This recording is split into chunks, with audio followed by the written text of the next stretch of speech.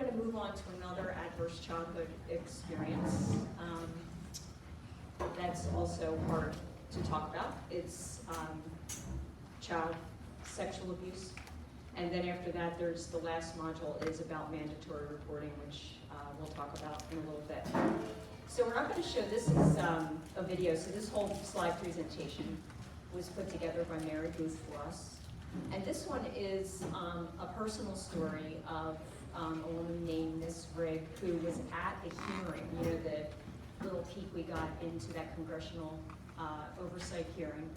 This woman did some testimony that's quite compelling. We won't play it for you today, but about the impact that adverse childhood experiences had in her life. And the takeaway from it really was that she didn't tell anyone. She didn't have anyone to talk to about it, and how that really impacted her life. So this is the really positive thing about us. All the people in this room can make a difference just by being available to children and making them know that they can speak about these things, that we would want to know, and we would want to help them. So I think that's a really great thing about all of us, even though the topics are heavy. So thank you for your willingness to be doing this with us today. So child sexual abuse prevention, so there, again, just like the gatekeeper training about suicide, there is a law now that was passed in 2015 requiring awareness training for all of staff and the education of students. And it's a similar model to the gatekeeper training. Raise people's awareness and then give them the skills they need to respond so that children can make more disclosures. And you'll see in the research that's a big thing, a concern that children aren't disclosing as much as they should, and we would hope they would. Every person working in Maine must take this training every 4 years. This is the first time we're doing it. And you'll have a certificate in the handouts, and we have more if you don't have one, that's good through 2023. So what is child sexual abuse? It's any sexual activity between an adult and child or an adolescent, and it's abusive and illegal. I really like this sentence. It just like says it, like, this is not okay. It's an exploitation of power and usually of trust. Sexual activity between two children of significantly unequal power development can also be abusive. And that's a discernment that Sarah and Amy and I can do. If you're concerned about that, it's a little complex, but you should always report it to us or as a mandatory reporter. Sexual abuse includes both touching and non-touching acts. Why are we talking about this topic? The vast majority of sexual abuse is never reported. So this is really compelling and quite powerful. It's a very sensitive, I mean, that, you know, all kinds of abuse are serious, but you can imagine why, right? It's part of the personal safety training. You know, why don't children tell? You know, and there's so many reasons why they don't, and children know them. I always ask that question when I teach personal safety. There's a picture of a little girl looking sad, and like, why don't kids tell? And they have lots of reasons why that they know kids don't tell. They might be scared, ashamed, might be someone in their family, and you'll see the statistics support that. So we want to be sure we're listening carefully. In Maine, there's 10 to 15% of girls and 5% of boys report being forced to have sexual conduct. Research shows children rarely make up accusations of sexual abuse. And we'll go over this again when we talk about mandatory reporting. But this is another gift that we give to children. We do not question their disclosures, right? Because of this, right? They rarely, who would want to make this up, right? And we can, just by our conviction that they're telling the truth, is a really powerful gift to give a child. So I was really struck by this when we were exposed to it in our training recently, about how often children know the perpetrator. It's particularly true in sexual abuse because it's about exploitation and trust. So you'll see 7% are strangers, 59% are acquaintances, and 30% are family members, which just points to the sensitivity of disclosure and how hard it can be for children to disclose. So that's a sobering slide.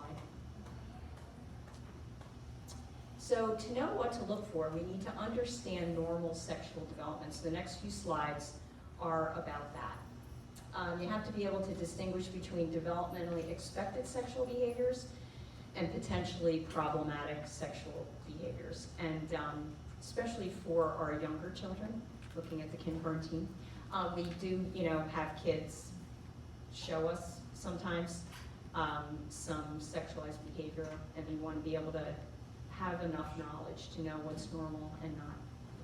So for age 0 to 2, children like to explore their whole body, including their genitals.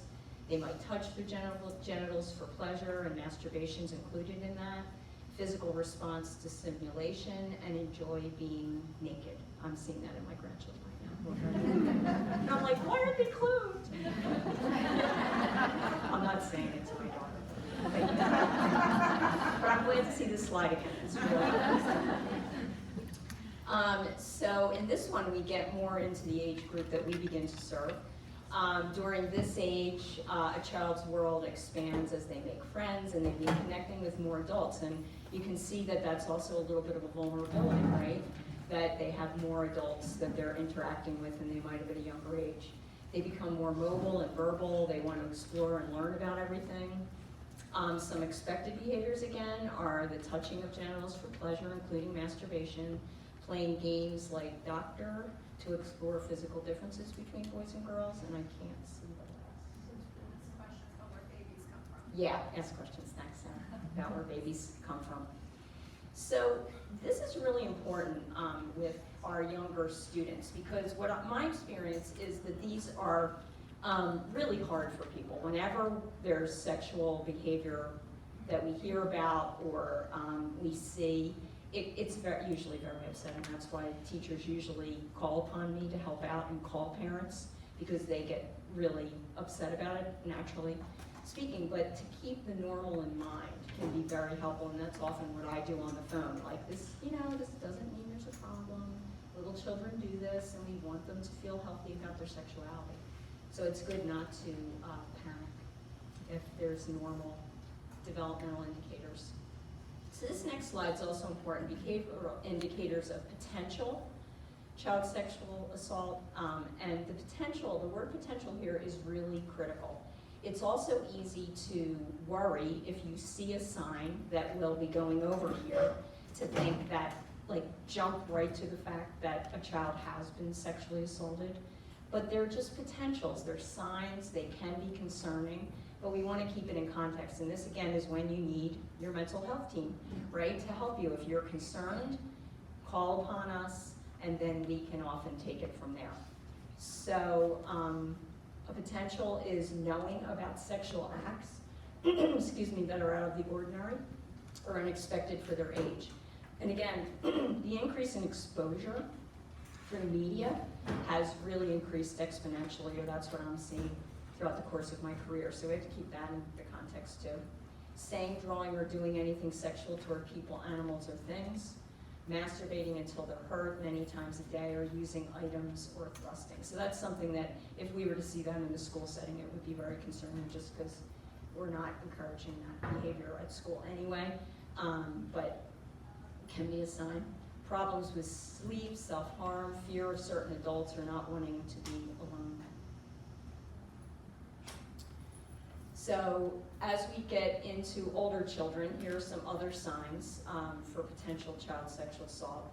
Early sexual activity with peers, frequent sexual activity, problems with eating, committing unlawful, dangerous, or risky acts. So that you can see that's a very general category that we might see kids taking risks and showing risky behavior, but doesn't necessarily mean that they've been assaulted. Running away, substance abuse, and self-destructive activities. So again, just awareness raising. I think of it like a little database sometimes I have. There's another question mark there about a behavior that a child has shown. So the next slide is what to do. And these are just some basic tips for responding. So this is where we can really make a difference, especially the first one, stay calm. Like I said, these things tend to be upsetting for people, as they should be, but we're professionals, aren't we? We have our professional discipline to lean on, and I see you doing it all the time, that you hear a disclosure of some kind, and you just stay calm, you stay neutral. You know, you don't like show the child that you're really upset. Don't ignore it, take it seriously, kind of like when we were talking about suicidal disclosures. Avoid shaming so that neutrality can offer that as well. And avoid probing questions. So that's one of those things, you take the disclosure and then you consider what to do. You tell your mental health team, which is what we would always recommend. And there's no need for you to ask any probing questions about what the child has disclosed. There's lots of other people, and you'll see when we talk about mandatory reporting, that when things are reportable, the Department of Human Services really doesn't want us investigating it all. And that's what probing questions can be. I think our team really are the ones that begin any probes if they're needed. Okay, so now here are things to practice. Communication. So one of the most protective factors, and this is really where we come in. So we're educators, right?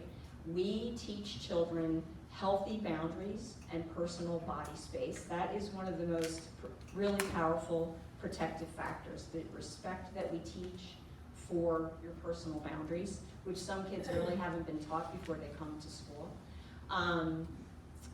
And so this little slide sort of gives you a little 3 kind of sentence stems that you can use if you see a child who might be in somebody's bubble space, just even that, or maybe, you know, has done something that we would consider sexualized, you know, patting someone on the bottom or other things like that that we would consider more sexualized behavior.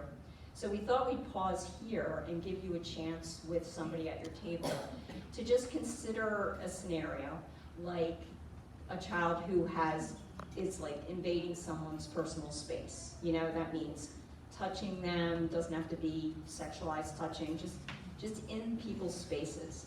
And how would you use this little framework to address it in that calm way, neutral, without shaming? So if you would just take a few minutes now to turn and talk to somebody